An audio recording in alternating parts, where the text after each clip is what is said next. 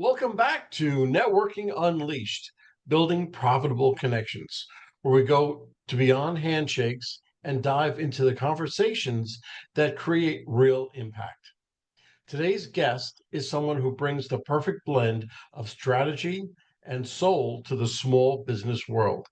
He's a speaker, coach, and advocate for entrepreneurs, known for helping leaders find the courage to lead, unlock their cash flow, and face the biggest challenges business owners encounter head on. But here's the question: how does networking play into all that? How do the right relationships help unlock revenue, resilience, and real growth? We're about to find out. So get ready for a conversation full of wisdom, real talk, and tangible takeaways, because today we're not just talking business, we're unleashing connections that profit with purpose. Harlan, welcome to the podcast. Welcome to the show. I am so thankful to have you on my show. You want to give us just a little bit of your background? Sure. And thanks, Michael. I had you on my podcast. Love talking to you. And I'm glad to be back on your podcast now. Been looking forward to this. So, my background is pretty varied. I grew up in Southern California. I worked at Lockheed Aircraft for a while, then went to college. And when I came out, I found a job as a consultant. And so, for the next 30 some odd years, I was a management consultant, organizational change and business transformation. So, working with companies that were undergoing some major kind of change, like a merger acquisition, a process reengineering, a new software implementation, something like that. Anything that touched the people, processes, or technology in the business is a change. And if you're not careful how you manage that change, you could lose some employees, some key employees along the way. So our job was to get with the executive team to help them understand the impacts the change would have and could potentially have on their business, help them communicate that change and lead their people through the change so they were as productive after as they were before. That was our goal. But that meant getting on an airplane every Monday and every Friday, flying to a client site, flying home on the weekends. And it got to be a little bit much. So after about however long, 25, 30 years, I told my wife, I think I want to stop traveling for a little while. So I started networking locally and business coaching for some of the local businesses. So I've worked a lot with a lot of different varied businesses. And right now I'm working with commercial and residential contractors to help them improve their cash flow and maximize their profits so that their business can thrive and they get to take home as much of the hard-earned money that they make. So that's what I've been doing the last 8, 9 years. Wow, that sounds great. That sounds jam-packed. Your background is so varied with so many different businesses. You probably have a lot to offer them. So hopefully that will just continue. But now Sure. let's get into just the networking and leadership. You talk a lot about courage. What role does courage play in reaching out and building authentic business relationships? I think courage is huge. I wasn't used to networking and I got involved, like I said, when I came in off the road, went to a few different networking groups. And what I loved was realizing that a lot of these people are just like I am. A lot of them were starting their businesses, starting off. So they were a little nervous speaking up in front of people and getting up in front of people and talking. To get that courage to step onto a stage and talk, even if it's about yourself, even if it's a topic you really know well, can be daunting for some people. So getting that courage to get up and share. And the thing I learned about networking, Bob Berg has a great book, The Go Giver. Don't go into a networking environment wanting to take, wanting to get referrals. Go in with a giving heart, right? Give referrals, recommend people, refer people, and that reciprocity will kick in. And that's what I started finding out is the more that I helped other people achieve their goals, the more they were willing to help me achieve mine. And I think networking is key to any business. If you're in business and you're not networking, you're missing a big opportunity. Absolutely. And that's one of my biggest points when I coach and when I go on the road to talk about networking is you give with what's called a servant's heart. You always give before you receive, and it will definitely come around to you. Have you ever made a connection that completely changed the trajectory of your business or leadership path? I've made a lot of amazing connections. I'll tell you, I actually met with this guy this morning. We just happened to bump into each other at a networking event, and he is a business coach like I am. So you'd think we're in a competing area that there'd be some animosity between us. This is one of the most giving men I've ever met, Jeff Bartholomew. He helps anybody that asks him for help. So I'll bounce ideas off of him. He'll give me some direction from either problems or things that happened to him in his past. He say, hey, watch out for this, watch out for that. And he's really helped me as I go and approach these different new businesses. Sometimes you come into a new business. I'm not familiar with every business in the world. I know the business of business, right? So I can help people with their strategies, their systems, cash flow, things like that.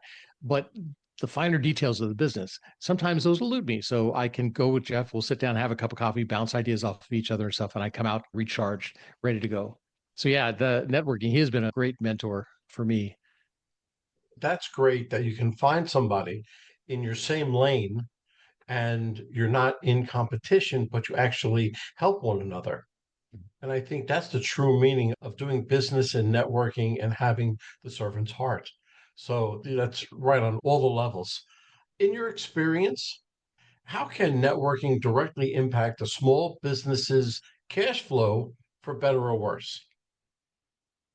One thing I try to get my clients to understand is networking. You never know who you're talking to and how they're connected.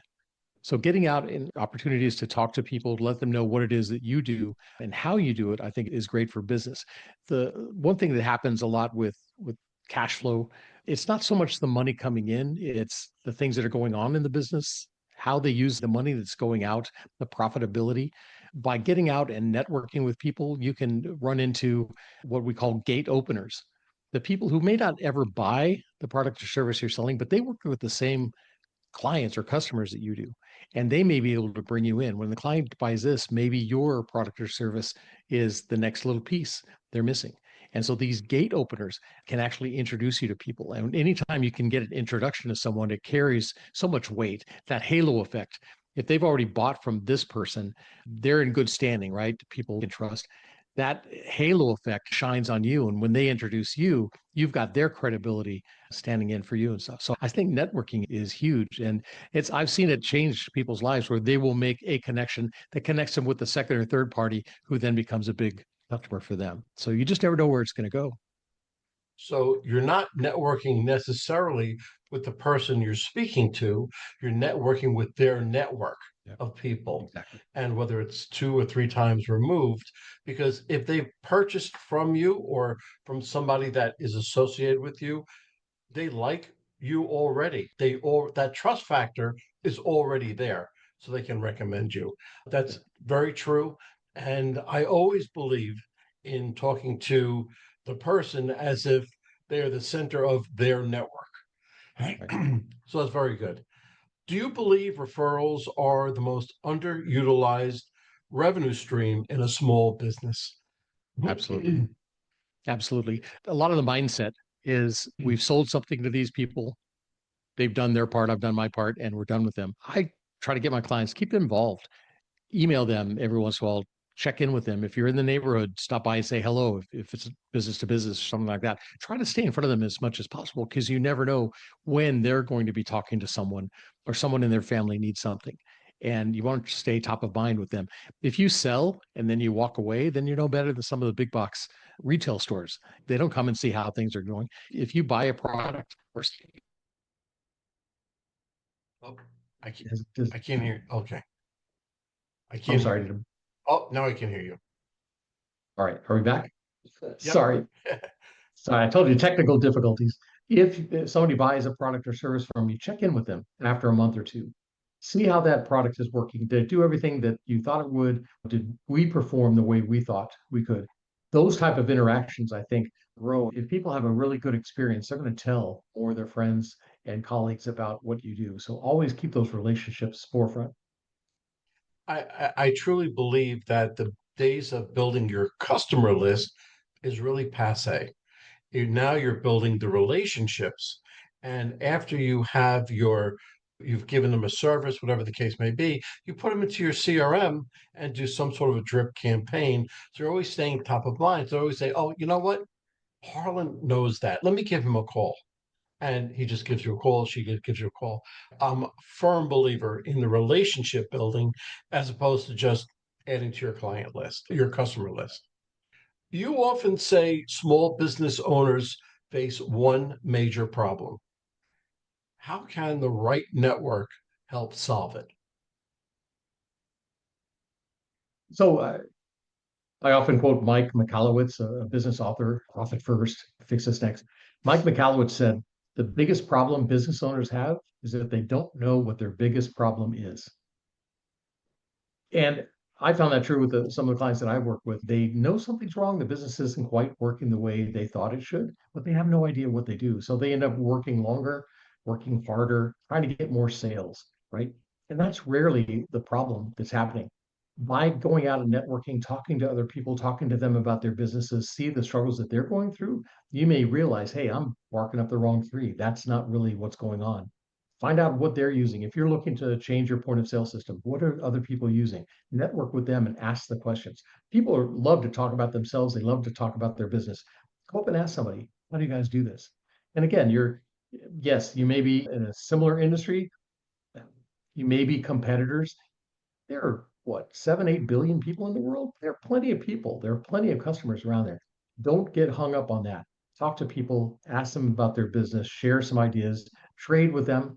And yeah, I think you can really find out how to improve that because everybody needs a little help along the way. And picking up a tidbit from this person with You that person, I froze. think Okay. Okay. Yeah, I firmly believe that if you ask somebody for their point of view, not necessarily their help, but their point of view, have them tell about themselves in their work environment or something. People, as you said, people love to talk about themselves. But they love to give you advice. You feel that you've made it when somebody asks you for your advice. So it puts them up and it puts you on a higher pedestal when you ask because it shows that you are truly interested. Okay, so here's a good one, right? What's the biggest mistake entrepreneurs make when trying to build their network? I I think one thing is going in again with that mindset that I'm here to get rather than I'm here to give. They burst into a little cluster of people talking and start talking about themselves and what they do and handing out business cards and everything. And I think you put people off and they're not going to think about you. They're not going to refer to you if they get a client. If you come in, listen, ease yourself into a conversation and then ask some pointed questions about the people that are already in there talking. Even if you turn around and walk away from the group, you're going to be one of the most interesting people they've met that day because you took the time to listen and ask them about their business. So make your networking about getting with other people and asking them about their business. Make it about helping them, referring people to them, and your business will grow. Absolutely. You hit the nail right on the head. Everything that I go out and I speak about and everything else and what you have to do, you said it really so eloquently, but you really just got to the base of what I would say would be a huge mistake of anybody trying to network is going in talking, that they should listen and it should be active listening, not just listening to hear, but listening to listen and respond to them with what they're saying. So, yes, listening and all that with you. Giving out the business cards is a major no off the bat. I'll tell you a funny story. I was at a networking event and there was about five of us at a table. And a guy comes walking up. Hey, how you doing? What's going on? Hey, I know all of you. Here, wait a second. Here, take my card. Zip, zip. Listen, I want to get in touch with all of you. You all have my contact information. Can I have your cards? Because I want to. And he was off. Yeah. And we all looked around like, what just happened? Yeah. We all just took his card and threw it out. That's the number one way of not doing it. That's the way of not doing it. Be engaged and be engaged. I had a one-to-one meeting with a guy that I thought I would either be able to help him or help some of his clients and friends. He spent the entire meeting talking about himself, me, and then his phone rang and he picked up his phone and talked on his phone for the next 20 Uh, minutes. And then our time was up. yeah, I will never do business with somebody like that. I want to know absolutely. that if they're sitting with me, I try to be as engaged as possible. I put my phone away or put it face down. I try to look them in the eye, ask them questions, be engaged with what they're saying. He was all about me. And that just Yeah, doesn't work. yeah, no, absolutely, absolutely. That's not going in with the servant's heart. That's not going in to give rather than receive. So yeah, I understand that wholeheartedly. Okay, so How do you personally decide which relationships to invest in and which to let go? Hmm. As far as to invest in, I'm always looking for the people who work with the same type of clients I work with, either a peripheral type service or product that I can then go in and help on top of that. I'm looking for those people to make connections with. Other people I want to get to know because who knows, something will come up and maybe I'll be able to refer somebody to them. But if I put a call into them or put an email into them and they don't respond to me, if I send a referral to them and they don't respond to that referral, I'm done because it's my reputation too that's on the Absolutely. line. When I send a referral to you, I've already cleared with this person that they are looking for your product and service. If I say, hey, I've got somebody I network with, the guy's great, blah, blah, blah, I turn them over to you. If you drop the ball, I look bad.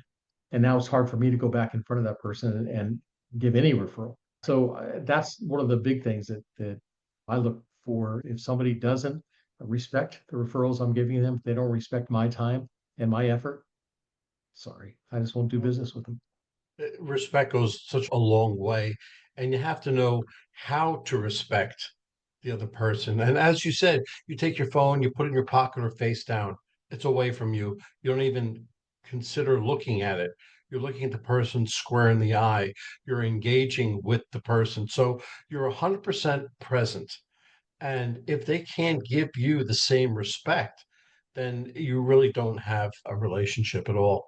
You've told me how successful you've become, but why don't you give me a mistake that you've made personally and how you overcame it? So I was in the first networking group that I went to, I was that guy that wanted to talk about myself and how great I am and everything that I know and everything I've experienced. And it was one of the mentors from the group that kind of came over and put his arm around me and said, let's take a walk. And he introduced me to the servant's heart. And I had no idea. I was there to promote me, and that just didn't work. And it was tough kind of getting back in with that group and building that rapport that I should have done in the first place, getting to know them and asking about them. That took a while to build that back up. Now that's when I go in, that's my first thought is be quiet, listen, ask questions, but just be there and just soak it all in. And then if somebody turns and says, hey, tell me about you. Okay. If they've told me enough about themselves, fine, I can talk then. But I try to wait and when I say, you're far more interesting than I am. I'd love to know more about like and get them to start talking again. But yeah, I was a guy that dropped the ball that first time. I just came in. I had flyers, I had business cards, I had all kinds of stuff that I wanted to pass out to every single person in the room. It's not the way Right. to do it. And it's not easy to do, is it? It's not easy just to turn that around because you grew up, you always thought you're here to sell something, your services or whatever the case may be. And you want to tell everybody what you have. That's why you're there. But it's a whole different mindset, a whole mind chip. And it's not easy to do. It's not something you can do overnight. It's something you have to practice. Because listen, networking is a skill Yes. and it's a talent. So you have to Take practice, practice. Yeah. practice. Yeah. And That's the always networking group, sorry, the networking group that I'm involved in right now, they're very good about one of their hard and fast rules is do not sell to anyone in this group. You're not here to sell to these people. Nobody gets up that early in the morning to be sold to. Tell them how they can help you. How can, here's who I helped, how I helped them, and a great referral for me would be X. And here's a good opening question because that's one of the hardest things. I don't know exactly how to refer this person to a marriage counselor. I don't, how do you breach that, right? How do you say, hey, I've got a marriage counselor. I'd love you. It sets people off, right? So they're teaching us how to give the what they call a kindling question, just to get the fire going a little bit. Something thought provoking. You can ask them, hey, have you ever considered this? Or how is this going? Or hey, I just read this article. Have you ever had that same issue? Just something little like that. And if they say, yeah, you know what? I am dealing with that right now.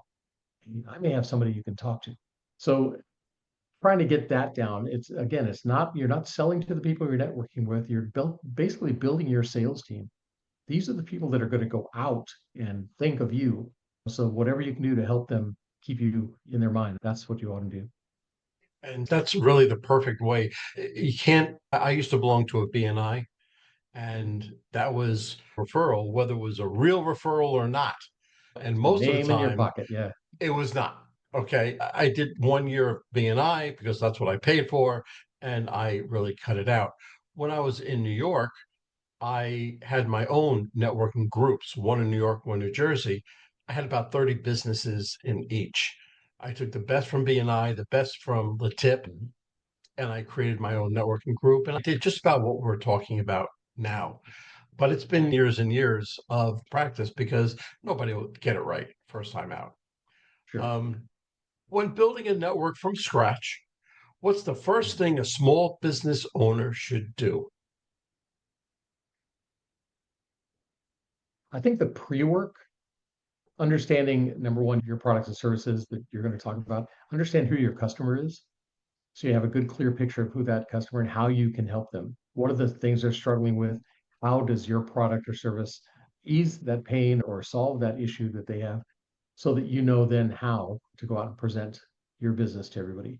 I think the other thing is then those peripheral people who offer similar services or complementary services, adjacent services, if you will, that they may be talking to some of the same customers that you are. For a long time, I was working with an investment person and a counselor. And I would bring in things about when you're getting ready to sell your business, some of the struggles you go through with a family business, how that impacts the family and things.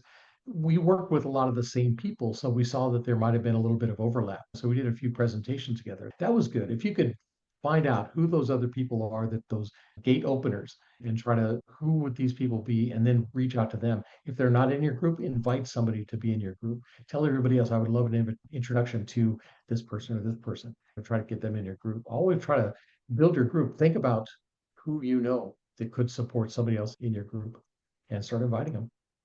That's very good advice. And actually, that was the way that I built up my groups to be so large. When I was doing the networking groups, I was in the mortgage industry. Hmm. So I obviously invited real estate, financial, insurance, because we talked to the same people in different parts. So we all helped one another. But the two groups grew to be quite large. And I had to leave them to come down to Georgia, but that's what I did. Has there ever been a time where networking saved your business or your sanity? Sanity, definitely. Every business goes through ups and downs, right? You're on the roller coaster. And a lot of times you think, is it something that I'm doing? Is it something that I'm not doing or I'm doing wrong?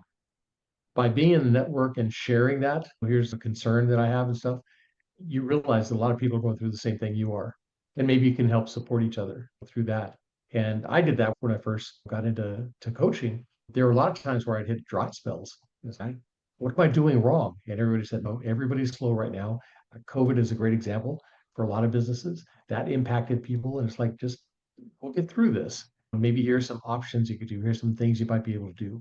Instead of going personally into these different offices, can you offer online courses? Can you offer any online meetings and things like that? So trying to help each other through those tough times. That's I've made some friends in the networking groups I've been in that we're still friends and we probably will be for life. And we do try to help each other whenever we can. So I think that's a big part of it.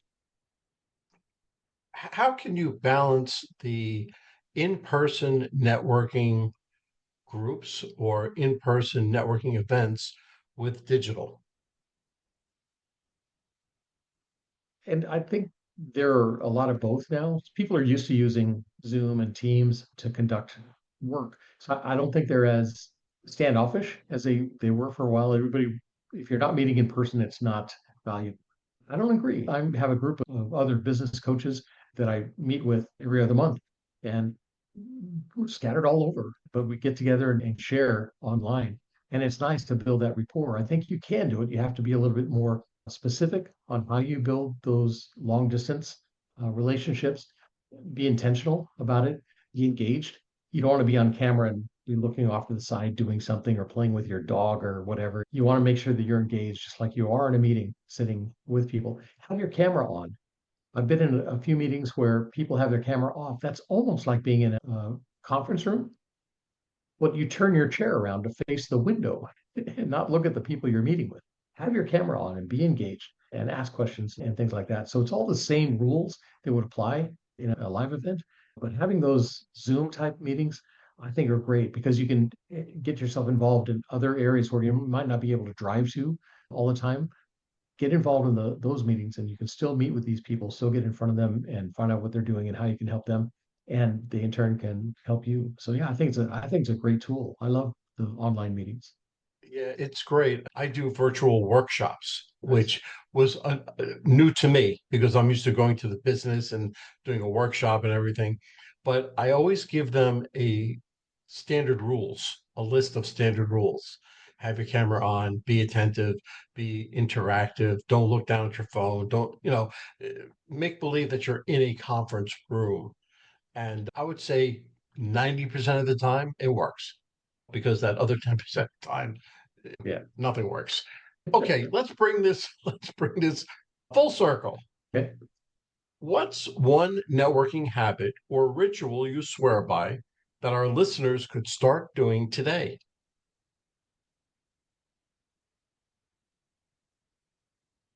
In the networking group that I'm in right now, we write down the one best thing that we you go around the table and introduce yourself.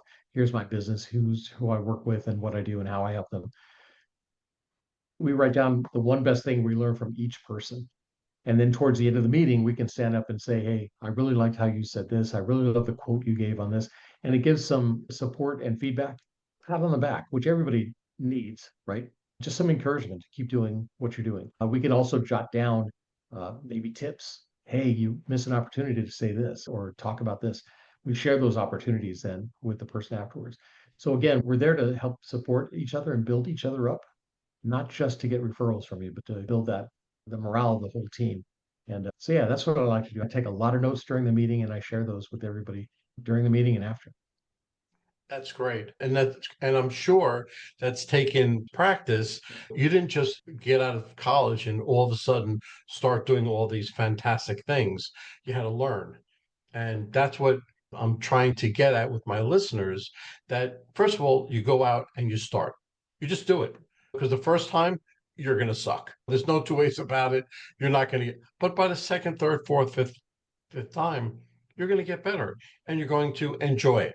And the last thing is, I'm sure that whenever you go to a networking event, you have a good time, right? You enjoy yourself because nobody likes going out and working without them getting any type of feedback or anything else like that. So that's it. So, Harlan, I want to tell you, this was fantastic.